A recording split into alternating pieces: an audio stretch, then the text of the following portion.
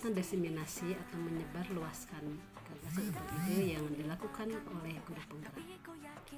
Kegiatan diseminasi ini merupakan penyebar luasan gagasan atau ide atau menumbuhkan budaya positif di lingkungan belajar.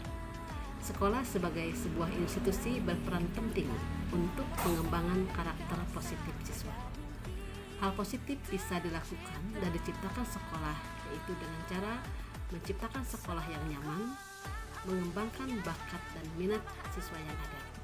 Dalam hal ini, sekolah berkewajiban untuk menciptakan dan menumbuh kembangkan karakter positif dari setiap siswa. Dalam hal ini, seluruh warga sekolah bersama-sama menciptakan sekolah yang nyaman melalui budaya positif. Budaya positif di sekolah bertujuan menumbuh kembangkan atau motivasi intrinsik atau kemampuan diri dalam menangani masalah secara bertanggung jawab. Penerapan budaya positif di sekolah bisa menciptakan sekolah yang nyaman dan juga dapat menumbuhkan siswa ke dalam pencapaian kemerdekaan belajar yang mengarah pada penguasaan profil pelajar Pancasila. Diseminasi budaya positif mampu mengimplementasikan budaya positif di lingkungan sekolah, khususnya di SDN 3 Japangkolon. Harapannya semoga semua guru bisa menciptakan suasana belajar dengan menerapkan budaya positif dan tidak hentinya mendampingi siswa untuk menumbuh kembangkan karakter positif dalam kehidupan sehari-hari. Terima kasih. Assalamualaikum warahmatullahi wabarakatuh. Baik, Assalamualaikum warahmatullahi wabarakatuh. Selamat pagi Bapak Ibu.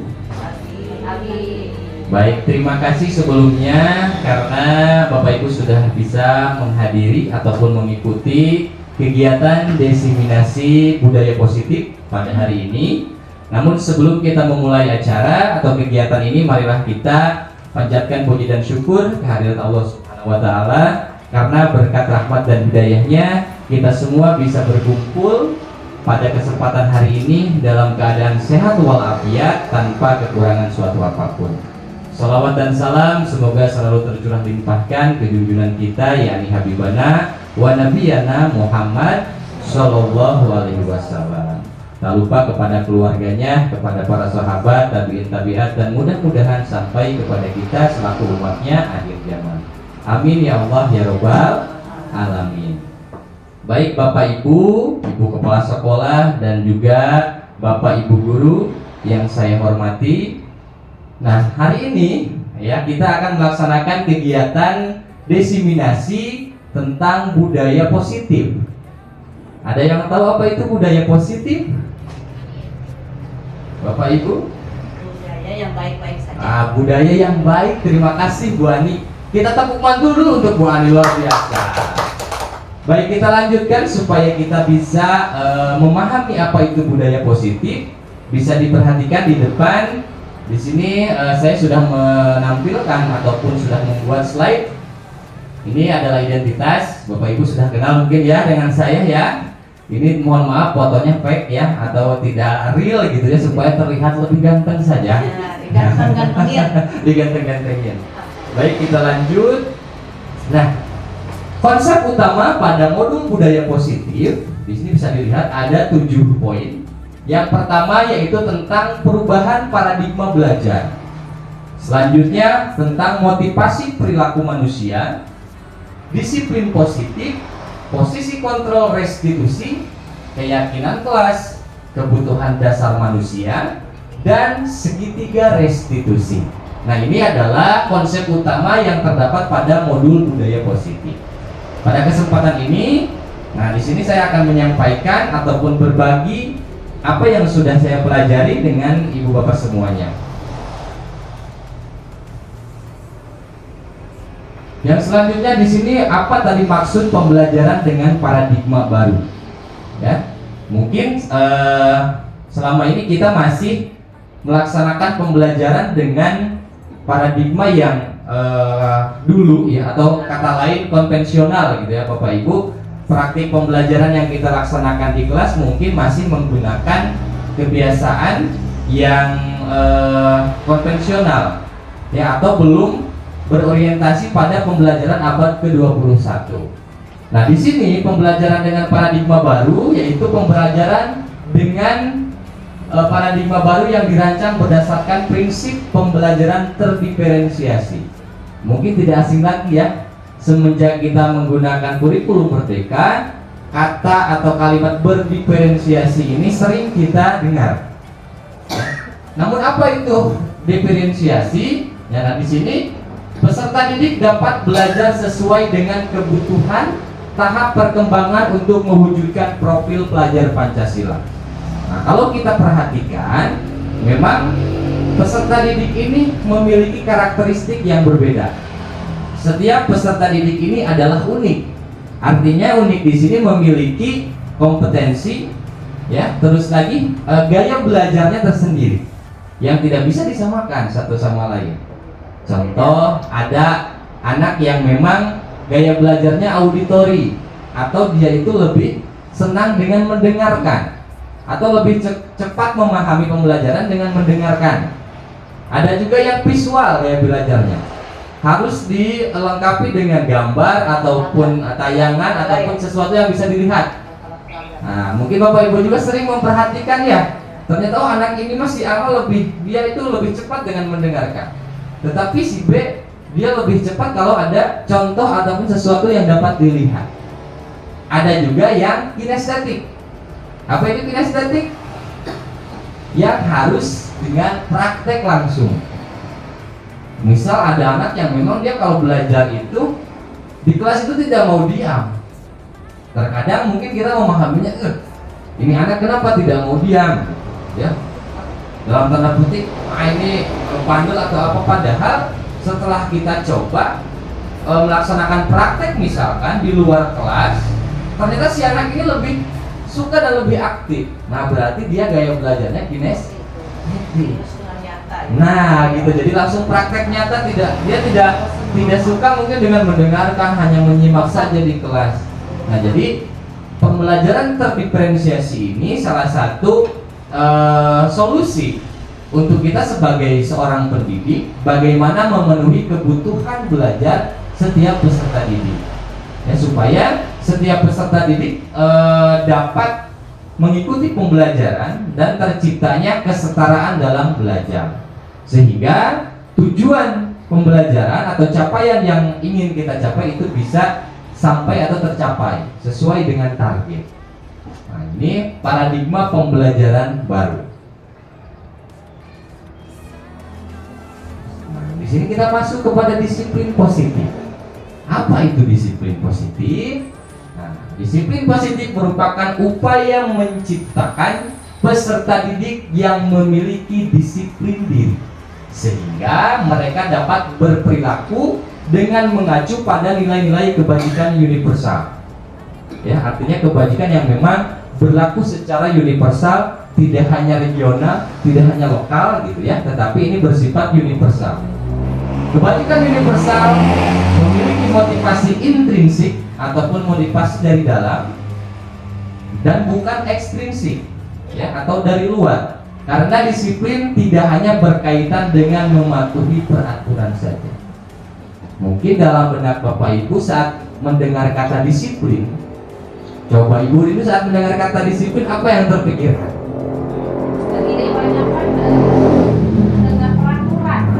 Berkaitan dengan peraturan. Atau yang lain ada pendapat saat mendengar kata disiplin, apa yang ada di pikiran kita? Tertib, dan berkaitan dengan kata tertib gitu ya. Terus tadi peraturan, mungkin juga sanksi ya, saat mendengar kata disiplin. Nah, ternyata disiplin positif ini tidak hanya memiliki pengertian sampai di situ saja, tetapi disiplin positif di sini lebih kepada mengacu atau menerapkan nilai-nilai kebajikan universal, lebih kepada kesadaran diri, bukan hanya menaati peraturan saja, tetapi lebih kepada kesadaran diri atau disiplin diri. Artinya, contoh kita sebagai seorang guru, sebagai seorang pegawai, mau ada atau tidak ada kepala sekolah, kita tetap berangkat atau hadir tepat waktu. Nah, berarti itu sudah menjadi sebuah kesadaran diri.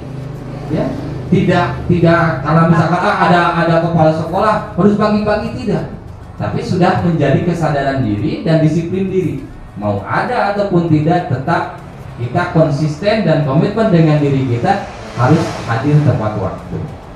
Nah, kalau sudah ada kesadaran diri tanpa ada peraturan yang diberlakukan juga, kita sudah bisa melaksanakan hal yang positif.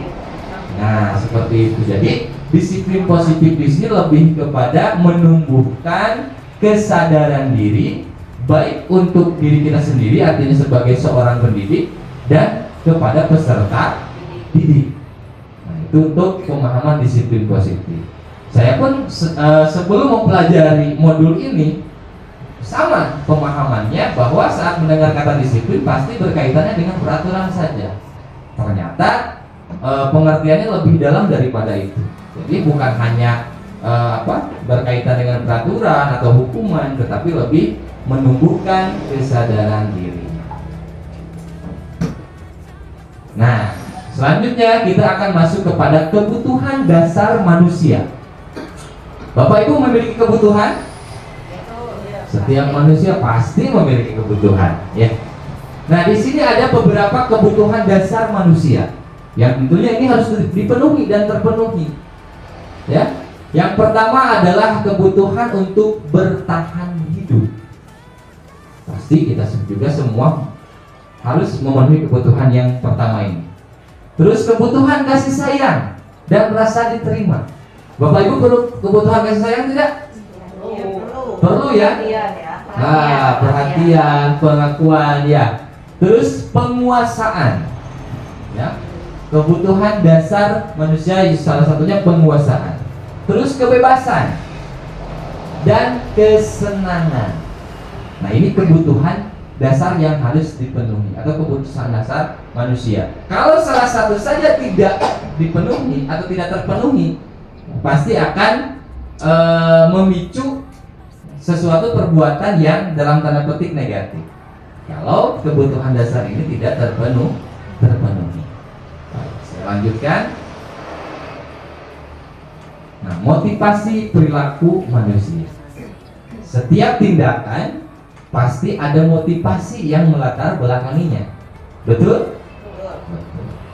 Kita makan, apa motivasinya? Lapar. Ya. Karena ingin tadi memenuhi kebutuhan apa berarti? Bertahan hidup. Kalau tidak makan ya kita bisa sakit, bahkan meninggal mungkin ya kalau tidak dipenuhi tadi kebutuhan dasarnya. Nah, sesuatu pasti ada motivasinya. Atau dalam tanda petik ada tindakan kriminal, misalkan pencurian. Mungkin kita bisa melihatnya dengan tadi ya, kacamata tadi. Mungkin ada kebutuhan yang tidak terpenuhi. Oh, ternyata kesulitan ekonomi. Itulah yang menjadi motivasi perbuatannya. Nah, kita kaitkan dengan posisi kita sebagai pendidik ya di sekolah. Kita menghadapi murid yang luar biasa banyak. Ya, ibu bapak mendampingi atau membimbing murid lebih dari satu. Ya, satu kelas itu. Nah, kita menghadapi dengan berbagai karakteristik. Ya, nah, berbeda-beda. Ya, tidak bisa kita melihat anak itu seragam, karena pada dasarnya mereka itu sangat berbeda, beragam sekali. Latar belakangnya berbeda, sifat karakternya berbeda. Ya, nah kita harus bisa melihat ini. Saat anak atau peserta didik kita melakukan sebuah tindakan, kita harus bisa melihatnya dengan kacamata tadi. Budaya positif tadi, apa yang kira-kira melatar belakangi ataupun yang menjadi motivasi dia melakukan tindakan tersebut. Nah, di sini motivasi perilaku manusia, ya, untuk melakukan sesuatu. Yang pertama, karena menghindari ketidaknyamanan dan hukuman. Contoh di sekolah biasanya ada apa, Bu? Tata tertib ya? Nah, ada tata tertib ataupun aturan yang harus dipatuhi ataupun dilaksanakan oleh semua warga sekolah. Ya. Contoh misalkan ada tadi datang tepat waktu, selalu datang tepat waktu, tetapi ternyata motivasinya hanya untuk menghindari hukuman. Karena tahu bahwa kalau lambat pasti ada sanksi atau hukuman. Jadi dia datang itu hanya untuk menghindari ketidaknyamanan saja. Itu motivasi yang pertama. Yang kedua, mengharapkan imbalan atau penghargaan. Nah, pujian misalkan. Datang tepat waktu itu karena ingin mengharapkan itu, pujian. Ya, supaya misalkan dapat penghargaan dari kepala sekolah, atau misalkan kalau peserta didik dapat kasih hadiah oleh gurunya atau pujian dari gurunya. Jadi lebih kepada motivasinya kalau seperti itu eksternal atau internal? Eksternal ya, atau ekstrinsik, artinya dari luar. Nah, yang terakhir di sini adalah menghargai nilai-nilai kebajikan diri sendiri. Ya. Artinya menghargai, lebih kepada kesadaran diri dan meyakini bahwa tepat waktu, ya, disiplin waktu itu adalah sesuatu yang baik dan positif. Nah, di antara yang tiga ini kira-kira motivasi yang menurut Bapak Ibu terbaik yang mana? Ya, ketiga. Nah, artinya lebih kepada menghargai nilai dan kebajikan diri sendiri. Jadi datangnya itu tidak melihat karena ada kepala sekolah, tidak, atau hanya ingin menghindari hukuman, tidak, tetapi lebih kepada kesadaran diri. Ya, saat sudah memiliki kesadaran diri sendiri, ya, tidak perlu lagi didisiplinkan oleh orang lain, karena kita sudah bisa mendisiplinkan diri. Contoh saja misalkan, kita sudah meyakini bahwa di tempat umum misalkan kita itu harus membudayakan antri, ya Bapak Ibu ya. Nah, sabar gitu ya, tidak mendahului orang lain. Nah, sopan, sesuai dengan hak kita, gitu kan? Nah, saat misalkan kita sudah disiplin, ya, tidak perlu lagi didisiplinkan orang lain, tidak harus misalkan kata orang lain, ibu mohon maaf harus antri, tidak harus lagi seperti itu, karena kita sudah memiliki kesadaran diri. Selanjutnya, nah, di sini terdapat konsep disiplin identitas gagal. Ada hukuman dan ada penghargaan. Ya.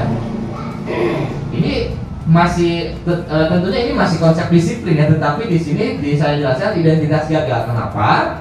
Karena satu, dengan hukuman, ya, ini yang akan ditimbulkannya satu, hukuman itu menyakitkan. Terus tidak nyaman. Nah, merasa tidak nyaman kalau diberlakukan hukuman. Murid jadi takut. Terus hukuman ini terkesan memaksa. Murid menyembunyikan kesalahan dan murid menjadi rendah diri. Itu dampak daripada sebuah hukuman. Selanjutnya penghargaan atau tadi imbalan, ya, bentuknya pujian misalkan ya. Ataupun sanjungan gitu ya. Nah, di sini satu tidak efektif, ya. Yang kedua merusak hubungan, sifat iri dari yang lain, ya. So, misalkan yang disanjung itu hanya si A saja, akhirnya yang lain menjadi ada sifat iri dari yang lain. Mematikan kreativitas, ya, karena orientasinya hanya kepada imbalannya saja. Ya, ini mau berkarya kalau ada imbalan saja gitu ya, mau hadir tepat waktu kalau dipuji atau dapat hadiah misal. Terus menghukum dengan sistem ranking. Makanya kenapa Bapak Ibu beberapa tahun ini kan di sekolah juga tidak ada sistem ranking ya. Karena kembali kepada yang tadi yang awal, bahwa setiap peserta didik itu memiliki kompetensinya masing-masing. Mungkin ada yang dia lebih daripada akademik. Tetapi kadang saat kita memandang seperti itu, kadang tidak adil gitu. Ya, memang secara akademik atau di kelas saat belajar dia tidak terlalu bersemangat. Tetapi pas di lapangan, misalnya pas PJOK misalkan, dia ternyata lebih excited gitu ya, lebih daripada yang lain. Ya, berarti kompetensinya di bidang itu. Nah, makanya tidak ada rankingan. Selanjutnya merampas hak menghargai diri. Ya, itu dari konsep disiplin identitas gagal. Nah, Selanjutnya konsep disiplin identitas sukses, yaitu pemberlakuan konsekuensi dan restitusi. Ya. Konsekuensi penguatannya hanya jangka pendek. Ya. Konsekuensi itu tadi saat misalkan ada sebuah aturan, pasti ada konsekuensi saat peraturan itu dilanggar. Ya, misalkan terlambat masuk kelas, konsekuensinya apa? Sudah disepakati tetapi ya. Saat misalkan di kelas sudah disepakati antara guru dengan peserta didik, tetapi itu pendisiplinannya hanya jangka pendek, ya. Perlu monitoring, perlu stimulus respon. Terus murid memang menghormati peraturan, ya. Kehilangan waktu untuk merenungi kesalahan. Nah, yang terakhir ini adalah restitusi. Murid bertanggung jawab atas perilakunya. Jadi apa tindakan yang dilakukan berarti dia mampu mempertanggungjawabkannya dengan penuh. Selanjutnya, fokus pada pemecahan masalah. Artinya pencarian solusi berarti. Ya. Murid menghormati diri dan orang lain. Ini kalau dengan konsep restitusi. Dan murid bersemangat memperbaiki kesalahan. Jadi, kalau dilihat dari keempat konsep ini, ya, restitusi ini sepertinya paling ideal untuk dilaksanakan. Karena apa? Ini kebermanfaatannya jangka panjang. Jadi tidak hanya kalau kita misalkan memberlakukan hukuman saja, selesai sampai di situ saja. Misal, ya, anak tidak mengikuti upacara hukum, suruh hormat, selesai gitu aja. Mungkin orientasinya dia hanya nanti, kalau misalkan tidak upacara lagi juga hanya dihormat saja sudah, tanpa ada perubahan perilaku. Nah, tetapi untuk restitusi ini, ya, selain tadi menghormati peraturan atau menghargai diri juga, peserta didik juga bisa fokus untuk memperbaiki kesalahannya ke arah yang lebih positif. Nah, ini konsep disiplin pendekatan restitusi. Apa itu pengertian restitusi? Ini merupakan proses menciptakan kondisi bagi murid untuk memperbaiki kesalahan. Ya, jadi memberikan kesempatan juga untuk merenungkan kesalahan atau tindakan yang dilakukan. Jadi kita tidak langsung menjustifikasi. Ya, saat anak melakukan tindakan, misal tidur di kelas atau mengganggu temannya, ya, tidak hanya melihat tindakannya tetapi memberikan ruang, ya, untuk merenungi kesalahannya atau tindakan yang salah tadi. Termasuk kita sebagai pendidik melihat latar belakang yang dilakukannya apa, ya, motivasi tadi. Jadi tidak langsung ngejudge anak ini tidur langsung, wah kamu malas sama apa tidak, tapi dilihat dulu motivasinya. Mungkin malamnya dia membantu ibunya, bisa saja. Ya, nah, jadi lebih memandang ke arah yang lebih positif dulu. Ya, kita itu positive thinking, betul. Terus ciri-cirinya bagaimana? Fokus belajar dari kesalahan. Ya, fokus belajar dari kesalahan. Terus memperbaiki hubungan. Tawaran bukan paksaan. Ya, jadi bukan memaksa tapi lebih menawarkan. Kira-kira ini tindakan kamu salah, nah. Kira-kira apa yang bisa kamu lakukan untuk memperbaiki kesalahan kamu? Nah, jadi tidak memaksa. Jadi kamu ini salah, kamu harus seperti ini. Jadi tidak memaksa tapi lebih kepada menawarkan. Mencari kebutuhan dasar tadi, ya. Dari 5 kebutuhan dasar tadi ini, kenapa ya anak ini melakukan tindakan ini? Apakah misal, ya, si anak ini mengambil barang temannya dengan paksa. Kenapa ini dilakukan? Kita lihat tadi, ya, kebutuhan dasar. Kenapa? Oh, ternyata dia ini membutuhkan pengakuan, ya, ataupun penguasaan. Atau dalam tanda petik ada kasus anak yang majak punya, ya, secara meminta secara maksa kan gitu. Ini kenapa ini? Oh, ternyata dia ini membutuhkan penguasaan, kebutuhan penguasaannya tidak terpenuhi. Merasa tidak diperhatikan oleh teman-teman, oleh guru bisa. Nah, atau kesayangan, ya, kasih sayang membutuhkan pemenuhan kebutuhan kasih sayang. Jadi kita melihat mencari kebutuhan dasar apa yang perlu dipenuhi. Fokus pada karakter, bukan tindakan. Ya, jadi bukan tindakan yang dilakukan, tetapi lebih fokus kepada karakternya dan menguatkan dan mencari solusi. Ya, tidak hanya tadi mencari kebutuhan dasar yang dilakukan, motivasinya apa, tetapi di akhir juga memberikan penguatan serta membantu mencarikan solusi atau mencari solusi bersama dengan peserta didik, sehingga peserta didik pun memiliki tanggung jawab dalam memperbaiki kesalahannya. Nah, ini ciri-ciri daripada restitusi. Apa perbedaannya? Ya, hukuman, konsekuensi, dan restitusi. Ya.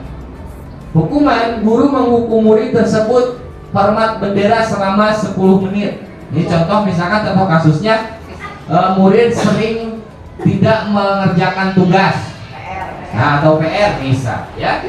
Nah, kalau hukuman, contoh perilakunya atau tindakan yang dilakukan oleh guru menghukum murid tersebut hormat bendera 10 menit karena tidak melakukan tugas. Kalau konsekuensi, guru memberikan konsekuensinya, murid tersebut harus mengerjakan tugas 2 kali lipat. Konsekuensinya, ya.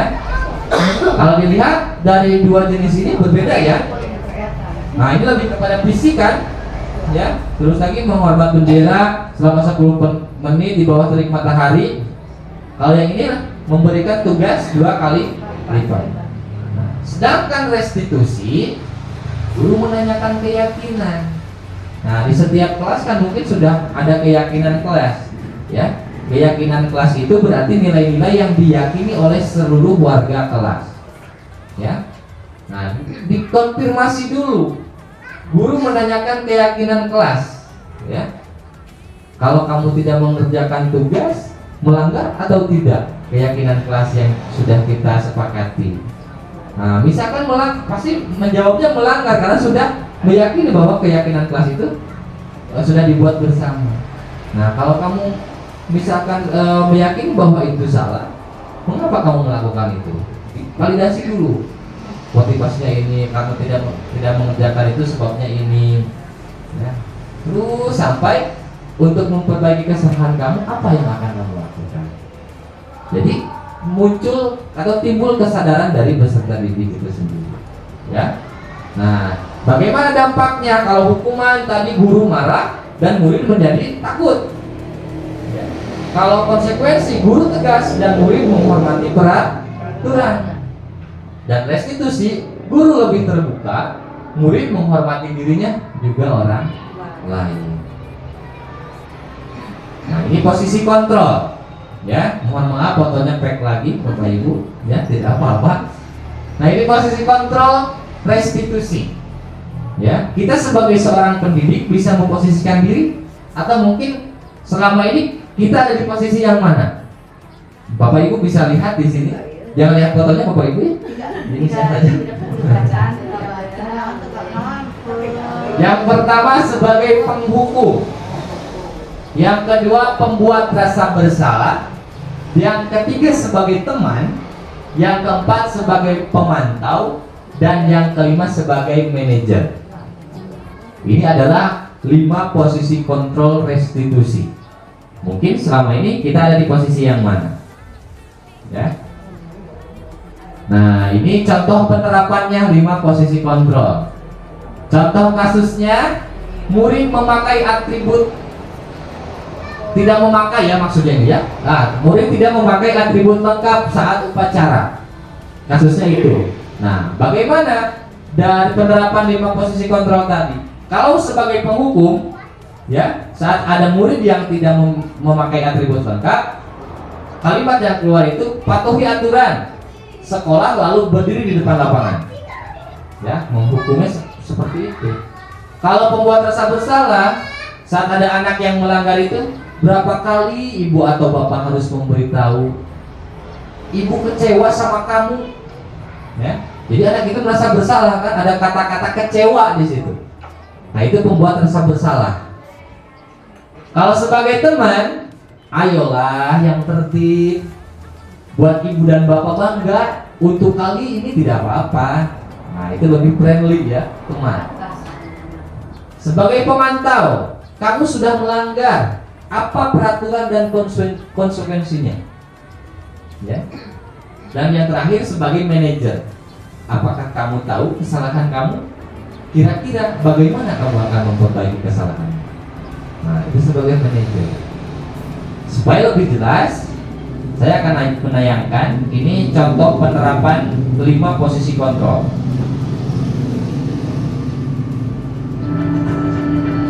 Nah, ini sebagai penghukum. Naran, sini kamu. Selamat pagi, Bu. Selalu terlambat. Kamu deh, pasti terlambat. Maaf, Bu. Saya Apa? Apa coba? Alasan kamu apa lagi? Kapan sih kamu tidak terlambat? Malas sekali ya kamu jadi anak. saya Dasar pemalas. Gak kapok-kapok sih kamu. Sudah berapa kali terlambat? Sana, kamu keliling lapangan basket 2 kali. kenapa saya harus keliling lapangan basket, Bu? Kenapa? Kamu melawan ibu? Berani-beraninya jawab. Sudah terlambat, masih berani jawab pula. Sekarang, keliling lapangan basket 5 kali sekalian. Biar kapok. Cepat. Pergi sana ke lapangan basket. Posisi penghukum biasanya berbicara dengan nada tinggi, menghardik, menunjuk-nunjuk, menyakiti, dan menyindir. Hukuman bisa berupa fisik maupun psikis. Ibu dan bapak guru hebat. Dampak yang terjadi pada murid ketika guru berada pada posisi penghukum adalah murid cenderung akan memberontak, bahkan menyimpan dendam.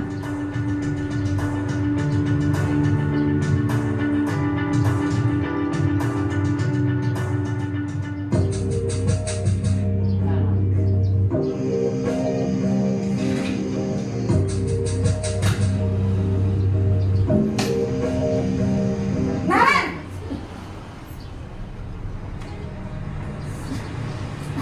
Selamat pagi, Bu. Naren. Kamu kenapa terlambat lagi, nak? Ya Tuhan, Naren. Kamu senang ya bikin ibu susah ya? Kalau kamu terlambat lagi, nanti ibu yang ditegur bapak kepala sekolah, nak.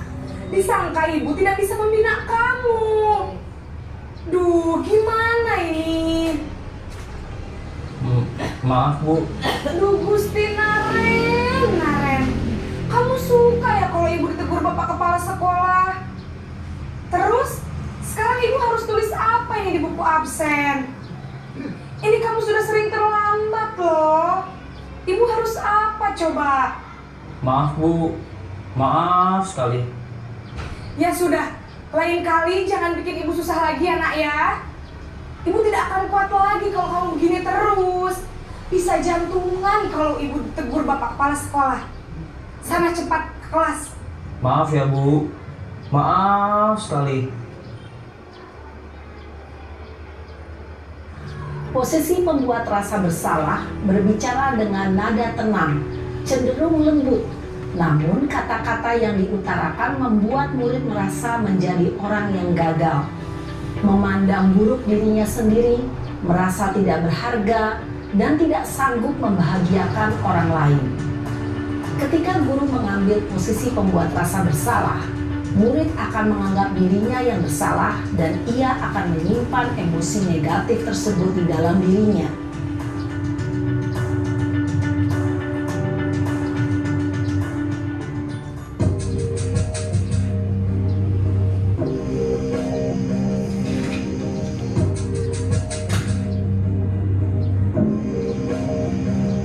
Naren,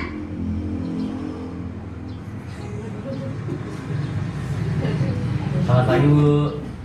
wah, sudah jam berapa ini nak? Terlambat lagi ya sayang. Iya, Bu.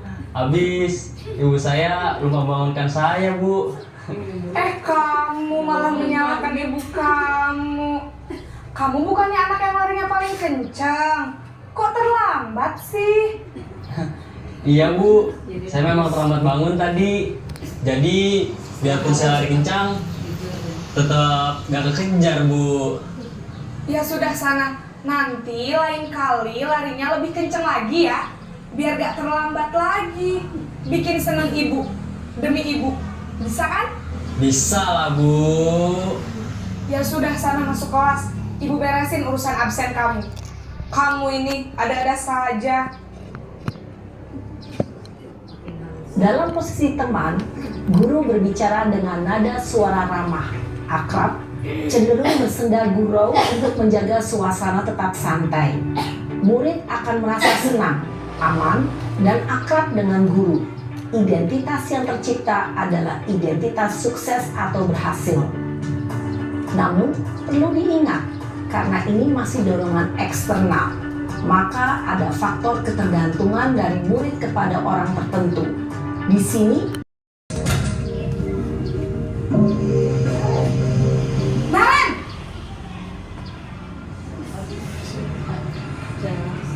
Selamat pagi Bu. Naren, apa peraturan sekolah kita tentang jam berapa kita harus masuk sekolah, nak? Kita harus di sekolah jam 7 Bu. Iya betul, sekarang sudah jam 7.20.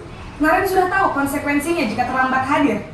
Paham Bu, saya harus tinggal kelas pas jam istirahat selama 20 menit. Iya benar, konsekuensinya demikian. Jadi nanti jam 9.30 pas istirahat, kamu harus tinggal di kelas, kerjakan tugas tambahan untuk ketertinggalan kamu, ya? Baik Bu. posisi pemantau mengandalkan penghitungan atau data untuk mengontrol murid. Guru mengarahkan murid berdasarkan peraturan dan konsekuensi. Seorang pemantau menunjukkan bahasa tubuh dan ekspresi wajah yang datar dan cenderung formal.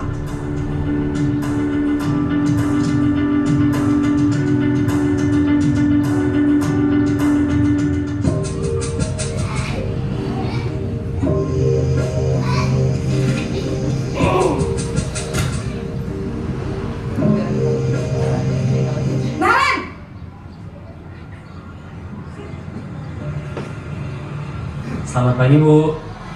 Selamat pagi Naren. Maaf Bu, saya terlambat. Iya, sekolah masuknya jam 7, sekarang sudah jam 7.20. Jadi sekarang bagaimana ini Naren? Maaf Bu, saya lupa setel alarm saya semalam. Baiklah, menurut kamu, keyakinan sekolah yang mana yang perlu kamu tingkatkan?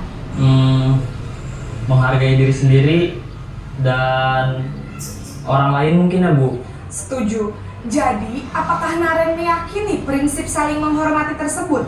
Iya Bu, saya meyakininya. Apakah Naren bersedia memperbaiki masalah keterlambatan ini? Bersedia Bu. Bagaimana kamu akan perbaiki masalah keterlambatan ini? Saya akan coba untuk tidak lupa menyetel alarm saya Bu. Baik, kalau Naren lupa menyetel alarm di rumah, ada orang yang kira-kira bisa bantu mengingatkan tidak? Ada Bu, kakak saya, Kak Emma. Ada lagi selain Kak Emma? Selain Kak Emma, ada ibu saya. Baik, jadi yang mengingatkan Naren adalah Kak Emma dan ibu kamu ya? Kira-kira akan mulai setel alarm kapan nih Naren? Setelah pulang sekolah, akan segera saya lakukan. Baik, jadi Naren akan setel alarm untuk bangun besok pagi dan akan diingatkan oleh kakak dan ibunda Naren ya. Ada lagi yang mungkin perlu dilakukan Naren agar tidak terlambat bangun lagi? Tidak ada Bu. Baik Naren, terima kasih untuk kerjasama kamu. Sekarang kamu perlu kembali ke kelas untuk belajar. Baik Bu, terima kasih.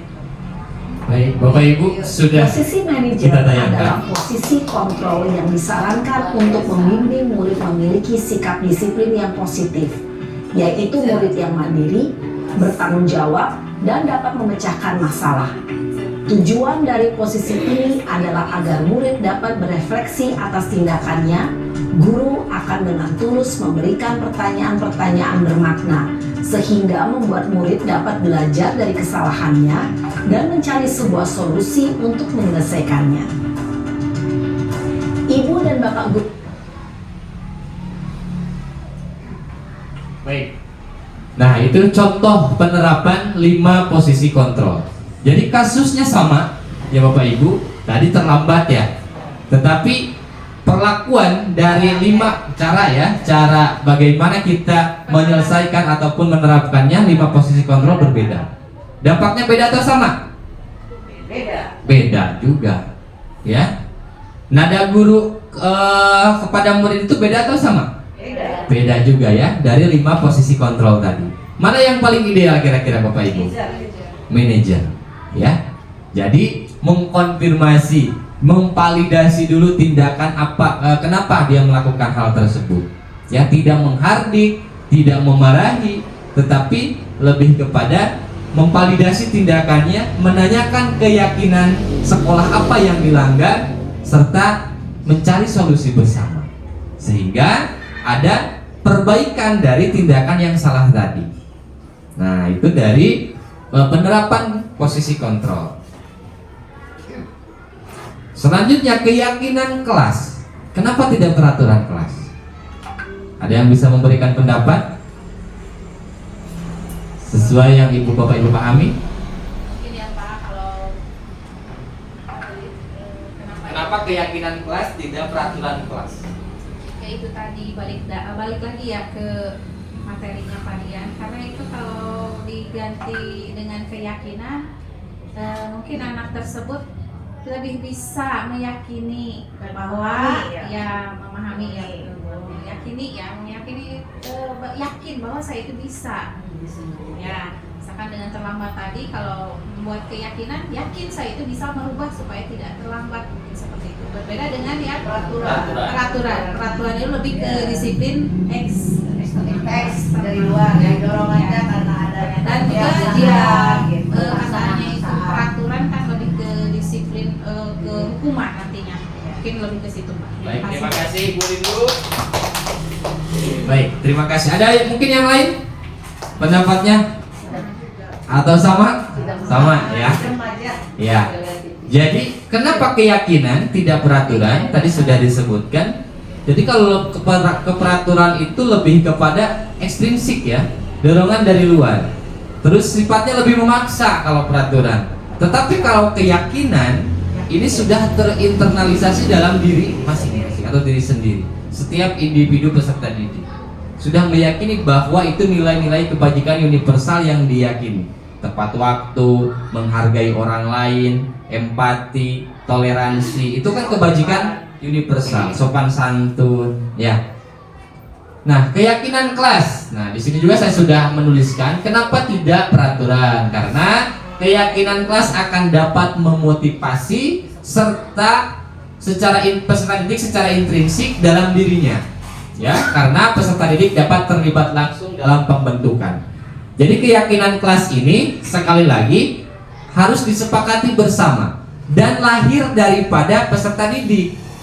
Meskipun sekarang banyak ya, kita bisa beli di online juga banyak keyakinan kelas, papan keyakinan kelas, tetapi jangan dengan isinya, karena isinya itu kita yang membuat dengan peserta didik. Begitu. Jadi bagaimana caranya? Ajak berembuk, curah pendapat dari peserta didik. Kira-kira apa nih yang akan kita sepakati untuk keyakinan kelas? Misalkan tidak boleh makan di kelas, ya. Tetapi untuk keyakinan kelas harus menggunakan kalimat yang positif, ya. Atau misalkan jangan mengobrol saat belajar. Adakah kalimat yang bisa lebih positif daripada itu? Misal seperti ini tadi, jangan ngobrol saat belajar. Kita ganti kalimatnya kepada yang lebih positif. Bukan berarti jadi harus mengobrol saat belajar, tidak. Tetapi fokus terhadap pembelajaran. Terus lagi, jangan membuang sampah sembarangan. Kalimat yang positifnya apa? Buanglah sampah pada tempatnya, atau jagalah kebersihan. Harus singkat saja ya Bu ya. Untuk keyakinan kelas itu singkat saja, tidak harus panjang. Ya, singkat, padat, jelas dan mudah dipahami oleh seluruh peserta didik. Ya, dan kalimatnya harus positif. Ya, kalimat positif. bagaimana pembentukan keyakinan kelas? Nah, lebih abstrak dari peraturan, terus lagi singkat saja agar mudah diingat, berupa pernyataan yang universal, sesuai dengan keadaan kelas agar mudah ditetapkan. Misal, kenapa tadi saya sebutkan bisa saja beli, tetapi papannya saja, jangan dengan isinya. Karena terkadang gini, dilarang dilarang memainkan gadget saat pembelajaran. Padahal kan di sekolah dasar atau di sekolah kita memang tidak boleh membawa HP.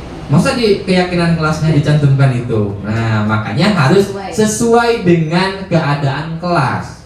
Ya. Dibuat dengan kalimat yang positif. Terus melibatkan semua warga kelas dalam menyusunnya. Nah, maksud dibuat dengan kalimat positif supaya tadi tidak terkesan memaksa. Ya. Tidak boleh makan di kelas. Ya. Nah, tapi kalimatnya yang lebih baik lagi. Ya, karena dari keyakinan kelas ini pasti ada tujuan yang ingin dituju atau kebajikan universal apa yang ingin dicapai. Ya, misalkan tadi fokus terhadap pembelajaran, berarti nilai kebajikannya satu di sini menghargai orang lain, ya, artinya menghargai guru yang sedang berbicara, menghargai teman yang sedang mendengarkan, ya. Atau misalkan datang tepat waktu, kira-kira nilai kebajikan apa yang ingin dicapai dengan datang tepat waktu? Kedisiplinan. Luar biasa, berarti tadi memperhatikan, menyimak videonya, ya. Terus menghargai orang lain juga. Jadi ada nilai kebajikan yang ingin dituju ataupun dicapai. Ya, ada tujuannya. Peraturan juga sama, peraturan juga ada tujuannya. Tadi mendisiplinkan siswa, tetapi ini kita fokus kepada keyakinan. Ya, keyakinan kelas. Nah, pembuatannya itu melibatkan semua warga kelas, ya, ataupun semua murid di kelas. Jadi tidak hadir dari guru, tetapi dari curah pendapat peserta didik.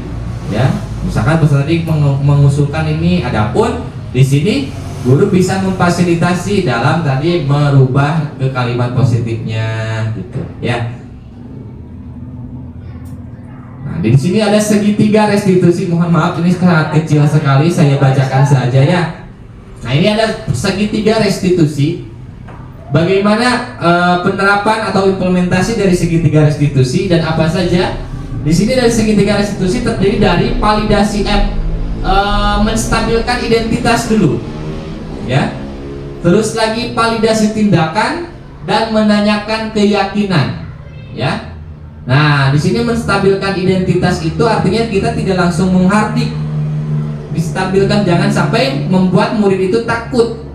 Ya, saat misalkan dipanggil, ya, dipanggil ke kantor misalkan, ataupun dipanggil ke depan kelas saat teman-temannya istirahat, dipanggil oleh kita. Jangan sampai anak itu merasa bersalah, terus lagi merasa takut. Kita stabilkan dulu identitasnya.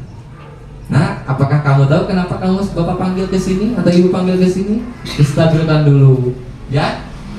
Terus lagi di sini memvalidasi tindakan yang salah, ya, divalidasi tindakan yang salah. Bagaimana caranya?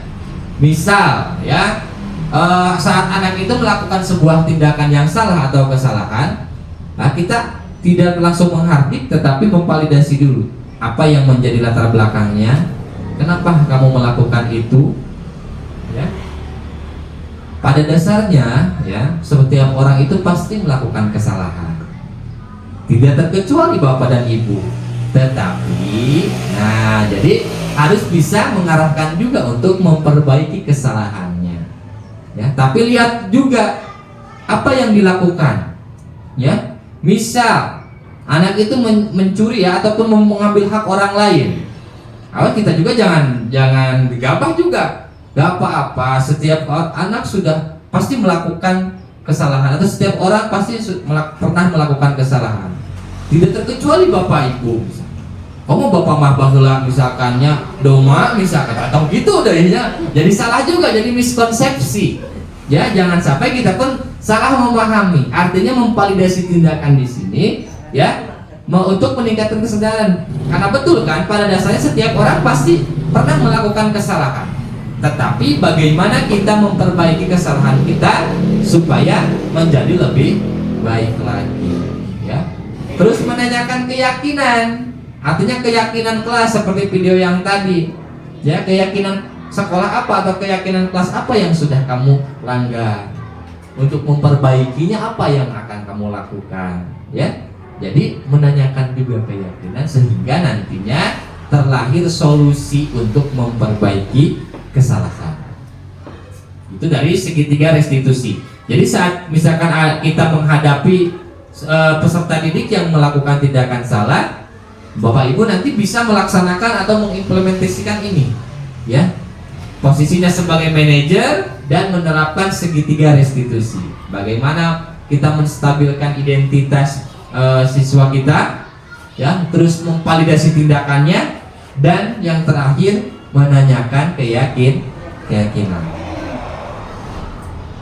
Nah, di sini ada sebuah pernyataan dari seorang tokoh, ya, Stephen R. Capri, dalam bukunya Principle Center Leadership tahun 1991 mengatakan, bila kita ingin membuat kemajuan perlahan, sedikit-sedikit ubahlah sikap atau perilaku Anda.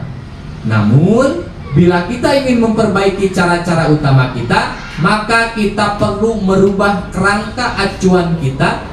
Ubahlah bagaimana Anda melihat dunia, bagaimana Anda berpikir tentang manusia, dan ubahlah paradigma Anda, skema pemahaman dan penjelasan aspek-aspek tertentu tentang realitas, ya. Nah, di sini artinya dari kegiatan ini, diseminasi budaya positif ini salah satu langkah bagaimana kita berusaha merubah paradigma kita sebagai seorang pendidik, ya, supaya bisa melakukan perubahan meskipun tidak langsung, ya, tidak langsung besar. Artinya di sini kita perlahan. Bagaimana kita merubah paradigma kita tentang pembelajaran, ya. Bagaimana kita melaksanakan proses pembelajaran di kelas, karena hari ini memang sudah berbeda, ya, sudah berkembang. Kita pun harus menyesuaikan. Kalau kata Ki Hajar Dewantara, kita ini harus menyesuaikan dengan kodrat alam dan kodrat zaman. Artinya kita pun harus bisa beradaptasi dengan perubahan zaman. Baik, misalkan di sekolah, pelaksanaan pembelajaran tadi sudah dijelaskan di sini bagaimana kita bisa melaksanakan pembelajaran yang berdiferensiasi, artinya untuk memenuhi kebutuhan dan gaya belajar peserta didik. Juga bisa mungkin mengintegrasikan teknologi dalam proses pembelajaran, ya. Bagaimana cara mengintegrasikannya? Misal dengan slide seperti ini, supaya nanti bisa memenuhi juga kebutuhan ataupun gaya belajar peserta didik yang visual, ya. Jadi selain mendengarkan penjelasan juga bisa melihat, menyimak video seperti tadi. Itu akan lebih menarik, ya. Atau juga bisa dengan praktek langsung, ya. Misalkan kita memakai Quizzes, misalkan untuk kelas atas, ya, bisa aplikasi Quizzes di laptop. Anak-anak bisa langsung mencoba bagaimana mereka menjawab pertanyaan lewat aplikasi tersebut dan langsung ditayangkan hasilnya. Atau juga dengan tugas berbasis media handphone. Kan di sekolah tidak boleh bawa handphone misal, tetapi kita bisa penugasannya di rumah, kirim lewat WA, ya, ataupun kita bagikan link. Nah, itu pun masuk kepada pengintegrasian teknologi. Jadi kita bisa mengikuti atau beradaptasi dengan kemajuan zaman, ya, karena sekarang serba online. Betul Bapak Ibu? Iya. Betul, ya, serba online, ya. Dan sekarang sadar tidak sadar memang akrab dengan gadget atau IT itu, dari mulai anak-anak sampai orang tua. Betul? Ya. Belanja saja sekarang kita sudah lewat HP, ya. Jajan saja sudah lewat HP sekarang, ya. Banyak kemajuan teknologi termasuk dalam dunia pendidikan. Makanya dengan pemahaman ini pun budaya positif, kita berharap bisa melakukan perubahan sedikit demi sedikit ke arah yang lebih positif. Juga dalam menumbuhkan budaya positif. Karena ini berhubungan juga dengan visi misi sekolah, ya. Saat ingin mencapai sebuah visi itu, tentunya kita pun harus dapat menumbuhkan budaya positif. Dan menumbuhkan budaya positif itu tidak hanya bisa dilakukan oleh satu orang, tetapi dengan bersama-sama kolaborasi antara semua warga sekolah. Nah, kalau sudah terima kasih seperti ini, artinya slide-nya sudah habis, Bapak Ibu, ya. Nah, tapi mudah-mudahan apa yang disampaikan ini bisa menstimulasi pemahaman kita, pemikiran kita terhadap budaya positif ataupun disiplin positif.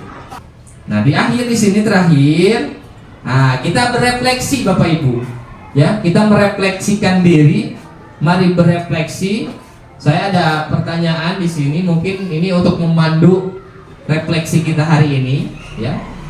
Perasaan apa yang muncul selama mengikuti kegiatan disiplin budaya positif? Ada yang mau menyampaikan? Boleh Ibu Rindu?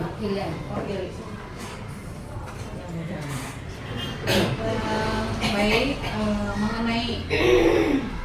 mengenai refleksi yang pertama,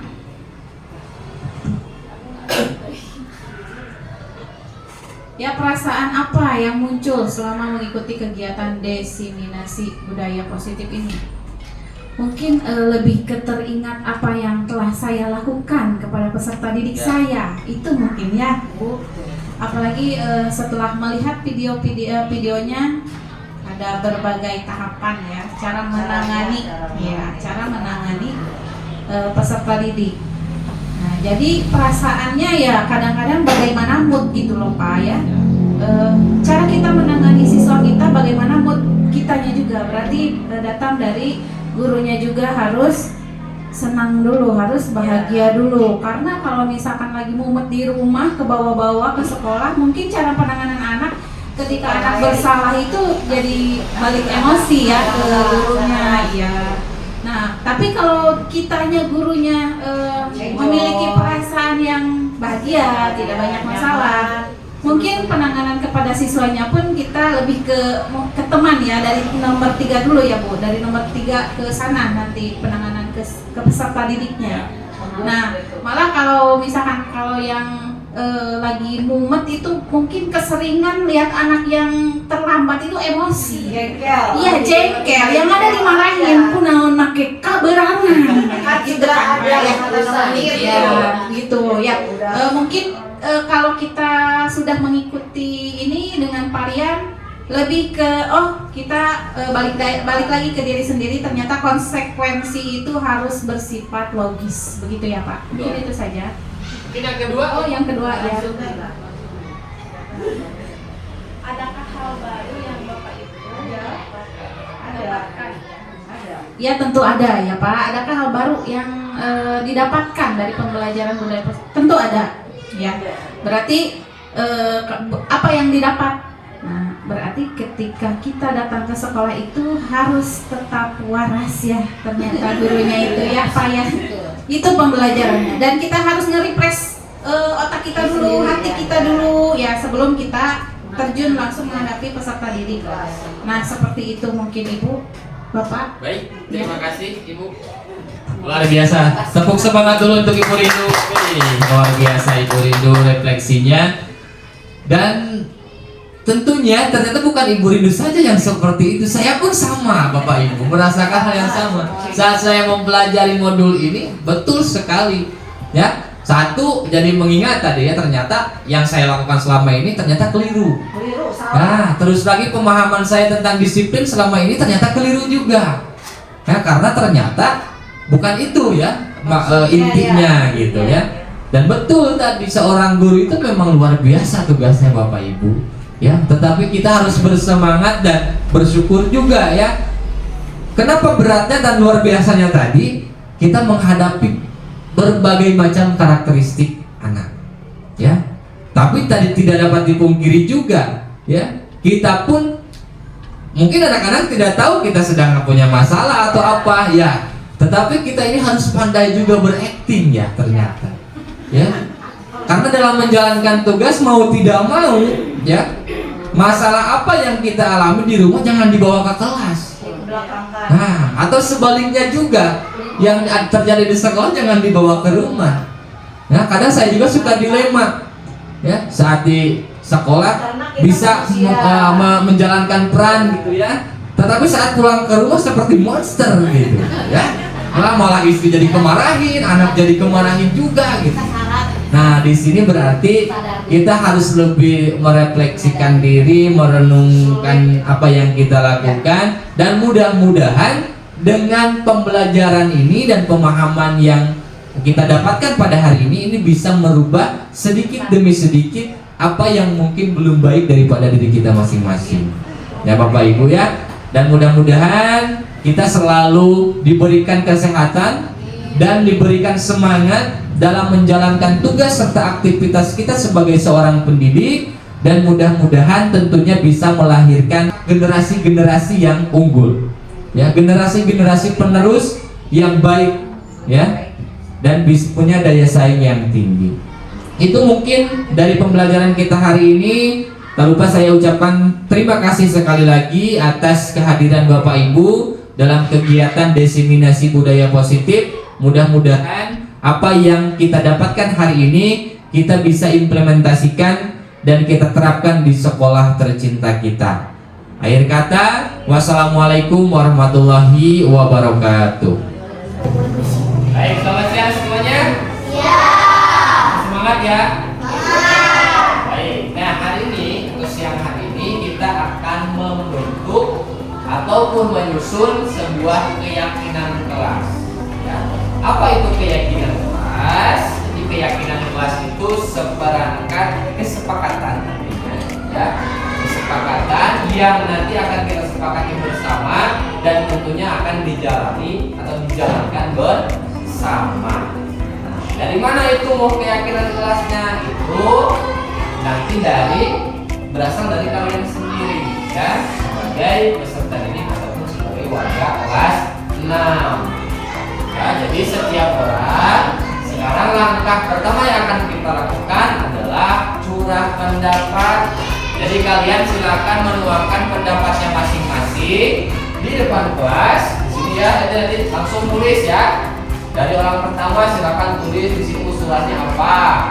Ya, orang kedua dan sampai orang terakhir nanti.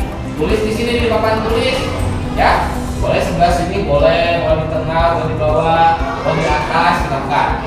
Bisa dimengerti? Nah, kita akan mulai curah pendapat dulu, dan nantinya kita akan olah usulan kalian sehingga nanti akan menjadi sebuah keyakinan kelas. Atau mungkin ada yang bertanya, Pak, kenapa tidak peraturan saja? Ya, kenapa lebih memilih keyakinan kelas? Ya, jadi kalau peraturan lebih terkesan memaksa ya. Terus suka ada pandangan seperti ini, Pak, aturan itu untuk dilanggar. Padahal aturan itu pada intinya untuk menertib. Nah, kenapa Bapak memilih keyakinan? Jadi kalau keyakinan kelas ini hasil dari usulan kita, dan saat kita sudah meyakini itu berarti kita sudah siap dan akan melaksanakan atas dasar kesadaran. Ya, tidak harus dipaksa-paksa, tetapi atas kesadaran pribadi atau individu kita sendiri. Kita mulai ya. Usulan dari orang pertama, silakan Bapak mulai dari Bintang dulu. Bintang boleh ke depan.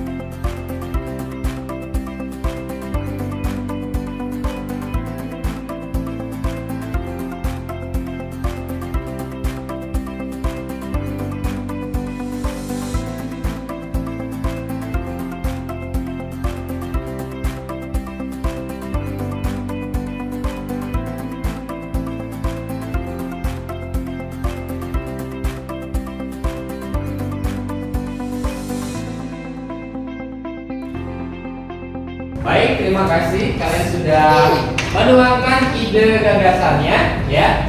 Ini merupakan usulan dan pendapat dari kalian tentang keyakinan kelas. Nah, sekarang tahap selanjutnya kita akan melihat dulu ya masing-masing dari usulan kalian. Kira-kira tujuan yang ingin dicapai dari usulan ini ataupun dari keyakinan yang kalian tulis di sini apa? Ya, misal dari sini dari Zahra, harus saling menghormati sesama teman ataupun kepada orang yang lebih tua. Kira-kira nilai kebajikan yang ingin dituju dari ini apa? Nilai kebaikannya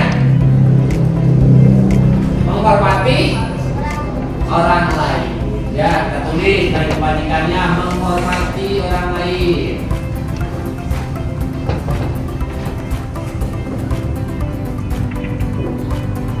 Ya, ada lagi yang mungkin nilai kebajikan yang dicapai menghormati orang lain. Menghargai guru, berarti ini juga sama menghormati ya. Tujuan yang dicapainya sama.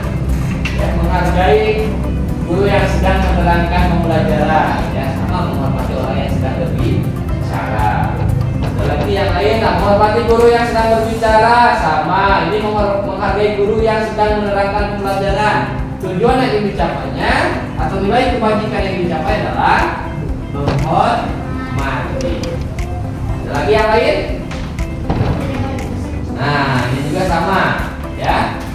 Selain untuk menghargai atau menghormati orang lain, demi kenyamanan juga, ya kenyamanan saat belajar.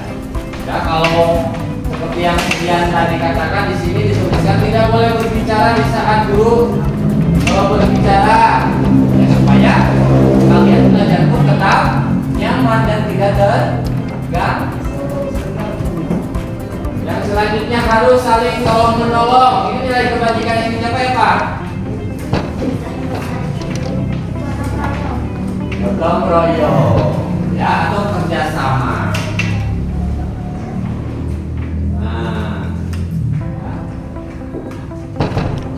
Kita harus menghargai, berarti masuk ke sini ya, sama ya dengan ini. Tujuan yang ingin dicapainya. Harus membayar uang kas setiap waktu ataupun yang sudah disepakati bersama. Membayar uang kas berarti apa nilai kebajikan yang ingin dicapainya?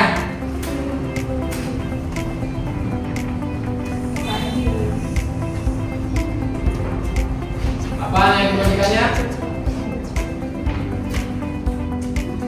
Apa? Tanggung jawab. Tanggung jawab, betul. Ya, berarti tanggung jawab. Ya, sudah menjalankan kewajibannya. Selanjutnya, tidak boleh berisik, sama dengan yang tadi Rian ya, berarti untuk kenyamanan, menghormati orang lain juga masuk. Sisil, tidak boleh mengganggu teman lagi membaca. Menghormati ya, sama ya, menghormati orang lain, menghormati teman. Ini sama, memungut sampah dan membuang ke tempat sampah. Nilai kebajikan yang dicapai apa? Kebersihan. Kebersihan. Ada lagi? Tiket sama ya untuk kebersihan. Terus apa lagi? Tolong. Mari datang tepat waktu. Apa nilai kebajikan yang disiplin? Pasti kalian sudah bisa ya menelaah kira-kira nilai kebajikan apa yang ingin dicapai dari sebuah keyakinan kelas. Baik, tepuk tangan dulu untuk kalian semua. Baik, di sini sudah ada ya, sudah kita tuliskan, sudah kita sarikan dari keyakinan kelas hasil curang pendapat kalian. Di sini sudah ada 5 keyakinan kelas yang harus kita laksanakan dan harus kita tanamkan dalam individu kita masing-masing. Ya, yang pertama saling menghargai dan menghormati. Yang kedua belajar dengan fokus, terus datang tepat waktu, ya baik saat awal pembelajaran ataupun pagi-pagi sebelum masuk sekolah harus datang tepat waktu, ya. Terus mengerjakan piket sesuai jadwalnya dan menjaga kebersihan. Siap untuk melaksanakan itu? Siap. Jadi keyakinan kelas ini supaya mendorong diri kita ya lebih sadar ya terhadap tanggung jawab kita, ya, disiplin atas kesadaran pribadi, tidak harus didisiplinkan oleh orang lain. Jadi kalau kalian sudah memiliki kedisiplinan atau kesadaran diri, ya misalkan dalam mengerjakan piket tidak harus disuruh lagi, sudah sadar sendiri. Memungut sampah tidak harus diingatkan lagi karena sudah ada kesadaran. Nah, jadi dari keyakinan kelas ini mudah-mudahan kita selalu menjadi pribadi yang lebih baik, selalu menjadi pribadi yang memiliki kesadaran diri yang baik. Siap dilaksanakan? Siap. Nah, ini kita yakini bersama ya yang sudah menjadi keyakinan kelas kita dan sudah disepakati bersama. Terima kasih. Mudah-mudahan ke depannya keyakinan kelas ini kita akan laksanakan dengan baik secara konsisten, ya, secara konsisten pada setiap hari ataupun pada proses pembelajaran. Terima kasih. Assalamualaikum warahmatullahi wabarakatuh.